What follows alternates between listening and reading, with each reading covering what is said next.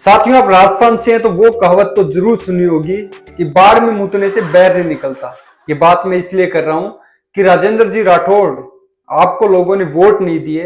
तो वोट नहीं दिए इसका मतलब ये नहीं है कि आप इस प्रकार एक समाज को टारगेट करके उसके बेटे बेटियों का ट्रांसफर, किसी को निलंबित कर दोगे, किसी को एपीओ करा दोगे और किसी का ट्रांसफर कर दोगे।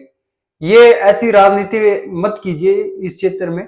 ये जो राजनीतिक सौहार्द आप खराब करने का काम कर रहे हो, मैं इसकी कड़े शब्दों में निंदा करता हूं। साथ ही साथ मैं आपको बताना चाहता हूं कि आप अकेले व्यक्ति नहीं है जो चुनाव हार चुके हो।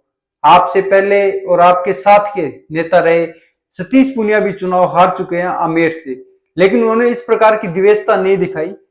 इसलिए आपसे रिक्वेस्ट रहेगी कि आप ऐसे काम मत कीजिए कि आने वाले निकट भविष्य में जो भारतीय जनता पार्टी है उसको नुकसान पहुंचाया जा सके। ऐसे टारगेट करके आप काम मत कीजिए। साथ ही साथ आपको मैं बता दूं कि राजेंद्र राठौड़ का जो हमेशा से आरोप रहा है इस चुनाव में कि उन्होंने राम सिंह कसवा परिवार ने या राहुल कसवा ने उनको हरा दिया, या एक समुदाय को टारगेट करते हैं जाट समाज को कि उन्होंने मुझे वोट नहीं दिए। पहली बात तो जाट समाज ने इनको खुलकर वोट दिए। अगर ये चलो इन्हीं की भाषा मान लेते हैं कि उन्होंने वोट नहीं दिया जाट समाज ने, तो क्या आप इस प्रकार की द्वेषता से राजनीति करोगे? चलो अगर आपको इस बार जाट समाज ने वोट नहीं दिया तो आप लगातार 7 बार विधानसभा पहुंचे हैं, तो क्या जाट समाज ने आपको लगातार 7 बार वोट नहीं दिया?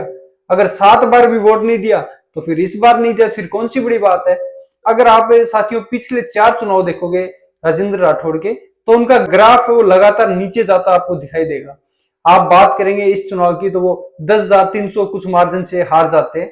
और इससे पहले वाला चुनाव जिसमें वो चूरू विधानसभा से जीतते हैं और वो भी हारने की कगार पर होते हैं, इससे पहले वाला चुनाव देखोगे तो वो जीत जाते हैं क्योंकि वहां पे एक बसपा कैंडिडेट की डेथ हो जाती है। इससे पहले वाले चुनाव में जाएंगे तो वो अपनी विधानसभा क्षेत्र छोड़कर तारनर की ओर रुख करते हैं। तो इस प्रकार उनका जो पिछले जो 4 चुनाव देखोगे तो उसमें जो ग्राफ है वो लगातार नीचे जाता हुआ आपको दिखाई देगा।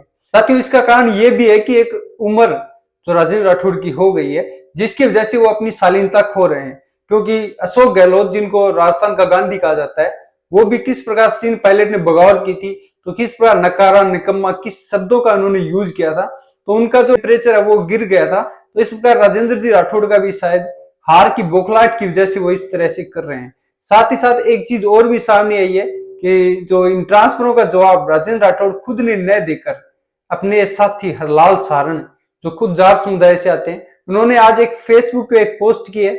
आप इस पोस्ट को देखिए। वो दिगंबर सिंह का नाम ले रहे हैं, वो सुभाष मेहरिया का नाम ले रहे हैं, लेकिन वो इस पोस्ट में ये बात कहीं भी नहीं करे कि ये ट्रांसफर राजेंद्र राठौड़ ने नहीं कराया, ये लिस्ट गलत है। अगर उन्होंने ट्रांसफर करवाए हैं तो फिर जाट समाज को टारगेट किया है, अगर नहीं कराए तो आप हरलाल जी सारण आप बोल दीजिए कि ये लिस्ट फेक है। आप सिर्फ उनके प्यादे बन के रह चुके हो। आपको समाज के लोगों ने वोट दिया है, अदर सभी समाज ने वोट दिया है, तो आपको इसके खिलाफ आवाज उठानी चाहिए कि ऐसे ट्रांसफर पोस्टिंग नहीं होनी चाहिए। हालांकि हाईकोर्ट ने इन सबको रोक लगा रखी है कुछ एक पर, जैसे ये संदीप चौधरी है जो एसडीएम है, इनको ट्रांसफर किया गया था लेकिन इन्होंने स्टे लाकर वापिस तारनगर में ही कार्यरत हैं। तो इस प्रकार की राजनीति का कोई जगह नहीं है। आशा और उम्मीद करते हैं कि राठौड़ साहब आगे से ऐसा न करें। ये भी किसान के बेटे हैं। वोट की राजनीति के लिए आप इस प्रकार किसी का ट्रांसफर मत कीजिए। आपको लोगों ने जिताया है 7 बार, आपका इतना बड़ा नाम है क्षेत्र और देश और प्रदेश में, तो ऐसी छोटी हरकतें आप मत कीजिए।